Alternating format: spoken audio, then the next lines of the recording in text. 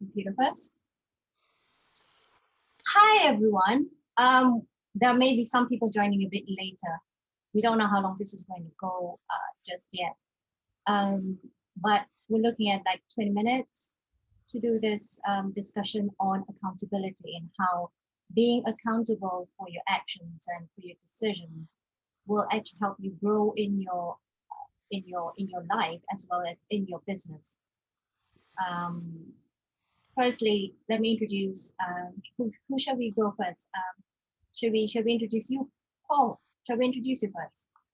Yes. Yes. So, Paul is a founder and of Blacktop Coaching, and is an NLP trainer. He's an NLP trainer. He's a life coach as well as a business coach, and I can't see what the other one at the back is. One last I'm title. hiding it from you. There you Yeah, go. you are hiding it from me. Corporate coaching. So do some work in teams as well. Yeah, and he's also you training motivational mapping as well. Correct. Yeah. Trainer of motivational maps, as well as I use motivational maps in coaching and in teams. Correct. Cool.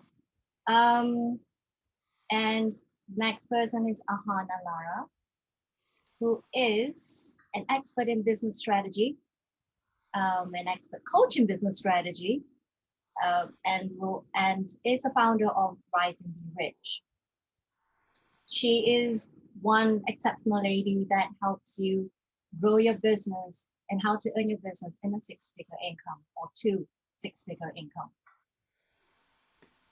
So let's go on to discuss about this. This is unscripted, so let's discuss about how accountability can actually help in your business. And we'll start with Ahana, how being accountable for your decisions and actions will help you grow to actually break that barrier of limiting beliefs of how your business should be run. I mean, in business career, it doesn't matter what you're doing. In order to move forward or have momentum, you have to start with a game plan, and then you have to be accountable. You have to have accountability to meet all the steps of the game plan. So, what I see most of the time is, and one of the things I do, Irene, is also I work on marketing campaigns, and not just for six figures. We work with businesses who are going from, like, they've actually hit their seven figures, but they're going higher. What ends up happening is, with most people, especially if they're solo entrepreneurs or small business owners, they're kind of moving slowly through mid six figure income. They don't have a structure, and they don't have a game plan to work uh, through the year, through the quarter. They don't have that. So they're doing a lot of work. You'll find a lot of people doing a lot of work, not getting a lot of results. And that's typically because you don't have that plan, and you're not accountable, like you're not actually tracking yourself. Mm. And there's that quote, I think it's an unexamined life is not, I think it's the Socrates quote, not worth living. And for most people, they don't actually examine. They don't examine what they're doing on a day-to-day basis. They don't document. They don't track. And a lot of the times they're taking decisions based on emotion, or they're distracted, or they're not focused. They don't have a game plan. They don't have that alignment. So what ends up happening is there's a lot of wrong decisions that gets taken. And the series of that can be very frustrating, can be very stressful. You kind of get lost in, why am I not getting the results? But if you just pull back and start examining, so that's a part of accountability. You start examining, and you get the data, and you look at that, and you say, this is what's happening. This is what I want to get to. And then these are the steps. And you go one by one through that and be accountable to it. Chances are that you can have massive kind of leaps of growth every 90 days. In fact, even faster. So that's really, for me, that doesn't happen in most solo businesses or small partnerships or even small businesses. Hmm. Yeah, I know. Most of you may not know that Ahana was actually one of the uh, one of the people that helped me through um, in terms of clarity in my business and what to do next, and actually put in some strategies for my business for Delta Coachings. What do you think about it, Paul? How do you see the accountability in terms of training, in terms of your coaching or life coaching? Yeah, I was just listening to Ahana there and finding it fascinating that there's all this great, wonderful advice from people like yourself and people here in the UK that I speak to as regards to the steps, as you say, to take. If you work on it methodically, there's a process to follow that if you follow it, you will end up with a lot more success in your business, a lot more business with other people, collaboration, all those sort of things, and that organic growth will happen if you stick to the plan. So I get fascinated as to what is it that stops people from doing that. What's going on in their mind that actually, it's like reading personal development books. You can read them all the way through and think they're fascinating and really strike a chord with you, but until the moment you put the book down and go and do something, Yeah. they're kind of irrelevant, and it's the same with, Yeah. with our NLP training that we do over here, and the coaching. It's the coaching session is only a part of the motivation process. Once people leave the session, they then need to go and do something that's been discussed in order to break barriers, to break through those subconscious blocks that we've talked about before, Irene, and be able to put it into action. And one of the best stories one of my clients was telling me was he was in a previous life he was a guitar tutor, and he got really frustrated because people would pay him for an hour lesson, and he would talk them through the piece of work that he wanted them to practice, so that next time when we have a lesson, we can move that person, that individual, onto another level. And of course, they'd come back 2 weeks later, and they wouldn't have picked the guitar up at all. So essentially, they were paying him to practice in front of him. But he kept saying to me, it's what you do in between that's actually going to improve you as a guitar player. The same with Hannah, I'm sure, with your clients. What you Yeah. do between sessions, between conversations, is what's going to make the difference. The Yeah. sessions themselves don't. They are there as a catalyst for action, and yet we don't see that all the time, sadly lacking. And I think that taking the great advice that's out there of business coaches, coaches like myself, is only worth its however many dollars you've paid for it is only worth it when you start to apply it. Yeah. Yeah, Um, there has to be a daily habit or daily action plan. And I think that's where most people, uh, the biggest, I always say the biggest loss that you have as a business owner is time. You're just wasting time doing random activities which are not giving you what you want. And it's actually tracking that. That's what I meant. That if you have that tracking, that persistent tracking of your business, that becomes a habit because you're always reflecting on what you're doing, as well as you have a forward game plan, and you're doing that every day. The transition is the transformation is very, very fast. And from that point of view, as you said, in between is where people don't do things. It's not about listening, or it's about taking action, daily action. yeah, I remember the conversation that I had with you, Ahana, a few days ago or something, and you were saying that you can give as many strategies and as many marketing tools to your client, but if your client is still doing the same thing, isn't tracking themselves, isn't accountable for the things that they're doing, you can give the best strategy and they will still not achieve their goals because they're not tracking themselves, they're not accountable for what's going on.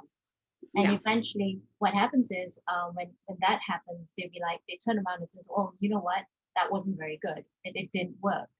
It's not because the strategy didn't work, it's because you're just not implementing it and you're not accountable for what it is that has been given to you. So it's a mindset as well, which is something that consciously you think, okay, I need to do this, I want to do this. But because your learning has been set into the subconscious part of your brain, it comes out. And until you switch that, the way that you think, and unlearn what you have learned, things that's not working, you can't really, the conscious mind and the subconscious mind doesn't tally up. Isn't that so, Paul? Yeah, just listening to what you're saying there, certainly there's a quote I love. I don't think it was Socrates, but because I was around when Socrates was around, so yeah, we used to hang. But it was a quote I heard on a TV program, I think of all things, where it said that the key to learning is knowing what to forget. And I think that that's a trap for many people, not just in business, but when people are looking to take positive action in their lives, they tend to focus on the things they like doing, on the things that actually bring them instant gratification. Yeah, as we know, often the things you need to really make some massive change, those areas are the ones that actually you've been pushing away most of your life, or most of your time in business. And when I use the motivational map tool, it kind of pulls out what we are highly motivated by. So if you are highly motivated by freedom or highly motivated by security, but your business is not focused on money and targets because it features lower down in your motivational preference, as a coach, that's exactly what I'd be asking my client to be focusing on, because it's, you can have and I'm sure you've experienced this, Ahana, great ideas, great marketing, but if we're not bringing in the money, then actually survival is going to be a real challenge for us. You know, if people aren't focusing or uncomfortable with charging correctly in whatever business they're in because they feel bad about asking for a high value, it can Yep. unstick people because they're not motivated by money. They would never want to make a difference. And coaching is a perfect example of that. We all want to make a difference and then shy away from the fact that, yes, I'd like to charge you a decent amount of money for it. So it's an interesting sort of challenge sometimes for people to help them focus in the areas that they feel less comfortable in. Mhm. It's not a comfortable, when you experience change, we are not going to say to you it's going to be so comfortable and so straightforward that you'll be just fine, because it is an upheaval. In You will have resistance and you'll meet resistance within yourself because you are so used to doing it one way. Ahana, what else can you add on this? Well, it's interesting what you're saying, Paul, because I mean, this happens to like almost, all of the clients you meet, they are always struggling between motivation and money. And one of the things that recently I was working with this client, and we call him the chief vision officer instead of CEO. We call it the CVO. And he's really motivated, with the vision. And so that's one part, is to work out what is that why, but at a personal level, at a purpose level, as a business, what's the vision? And if you have that written down, I've got a little chart right in front of me on my mirror, which basically says what you stand for. And I've got 8 things that really motivate me. And then it becomes easier to stay focused on revenue generating activities, which some of it I may like, some of it I may not like. But the idea is to put it out we do it because we do a lot of marketing work. So we do it in form of campaigns. But in that, we know these are things which are our strengths of that individual, or if they have a little team, these are not the strengths. So we find people to come and help you do it, but at the same time, never move out of alignment with that vision. So it's a match up between the two. But majority of the people, the reason that they don't see results is they're not focusing on the revenue generating activities, and they lose, they kind of, it's like a downward spiral, but they can't lift themselves back up because they're not clear about their vision either. Yeah, So it I works just both ways. Sorry, go ahead, Paul. yeah, I just want to jump in straight away on that because loving you here and talking to you about your vision and your values, is part of the process that I use in regards to my clients in regard whether they're business focused on where they want to get to or personal goals and aspirations. But we set out in a very similar way, which is completing a motivational map, which is very similar to identifying your values. We go through a values elicitation, which is an NLP technique, to help people Yep. write their mission statement. Because if you know what it is that's driving you, you know what it is in a fairly grand way to say what your purpose is in life, what your purpose is for being on this planet.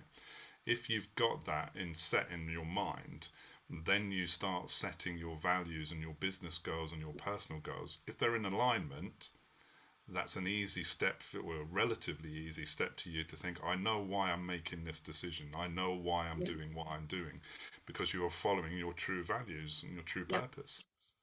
So if you can set your goals around that, even on those days when it feels like actually this is really tough, or I'm not enjoying this aspect of whatever it is I'm doing, building my business and doing the aspects that are less appealing, looking up, as you have just quoted and said, looking up on your mirror or on your vision board or whatever it may be, reverting back to your mission statement, it kind of clicks back into place to say, actually, and there's a level of accountability directly with that, that you are staying accountable to what your true mission in life is, which then becomes a lot, I wouldn't say easier, definitely not easier, but it becomes um, there's a level of clarity attached when you've got Yeah. that mission driving you Yeah. forward.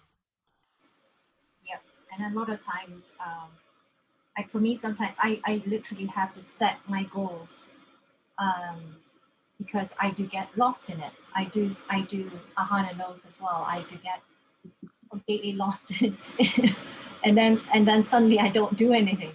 So it's always being accountable means for me personally, I have to set up, in my mind, okay, this is what I'm going to do tomorrow or the next day or or the week, the month. And as long as I have it written down, then I know it's one way of actually making yourself accountable and reminding yourself, look, this is what you need to do. It's one of the steps actually, be accountable and not just have it in your mind. Because if you have it in your mind, the next day it just goes and go poof, and you're not going to remember it. Yeah. Actually, people don't realize how big a role mindset and practice and habits play in leading your business. It is actually, if you look at that's 80%. And a lot of people don't work on that. What they're working on is, oh, what do I get? The next social media strategy, or can I just get this little course, or do I get this template? That's all great, but if you can't handle those strategies, there's no point. So the idea behind accountability is work on yourself, because you lead your company. Even if you're one man team, you're leading your company, and that is a huge part, but it's habitual. So it's not about doing it once or going to a clarity session once or figuring out your why. Like, I got that, but I'm journaling every day.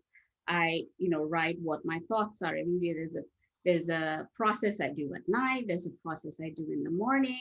There's a process in the middle of the day that I will check. I'm, collecting data all the time. And that keeps me in that space, in that vibration of excitement, because I can see myself then moving forward in that vision. But a lot of people are not, they don't have that habit. And I think accountability to a great extent is building that habit yourself. Like, your mindset is huge, and then apply that in systems and processes and plans and all of that. Yeah, no, totally agree, Hannah. I think that there's a couple of books I can think of. One recently that I've read, Atomic Habits by Yeah, James Clear. it's a great book. Yeah.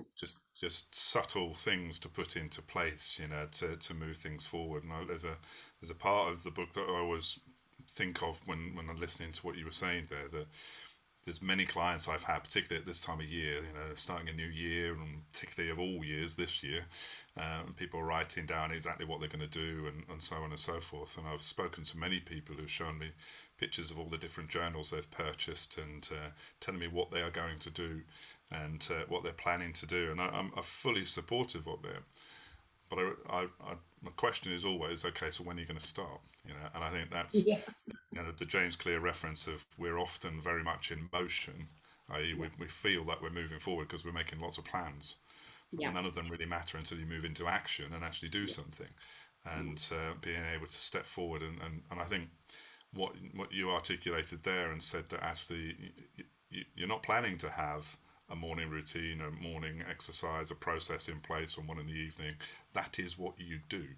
And you do it to the point where actually you know it's going to bring you results because it gives you a certain mindset because you're repeating it over and over, which Yeah. means you are holding yourself accountable for doing those things and therefore getting results. And that's the difference between saying and coming up with a great idea and saying, I believe that that will make a difference for me, so off you go. You need to starting that process that day is the thing that will actually ingrain the habit. It doesn't become a habit anymore. It's just the way you do Yeah. things. And I think that's what a lot of people. It's hard work. That's probably why a lot of people sort of Yeah. because actually it's difficult. It isn't easy. That's the thing. It's Yeah. challenging, and that's why I and many other coaches, and I'm sure you do yourself, finish a session with tasks. You give Yeah. tasks to the individual to go away so that they actually are moving things forward. You can't come to the next session unless you've progressed through those tasks in order for us to identify where the stumbling blocks are within those tasks, as well Yeah. as having a sense of achievement and motivation because you're completing things. Yeah.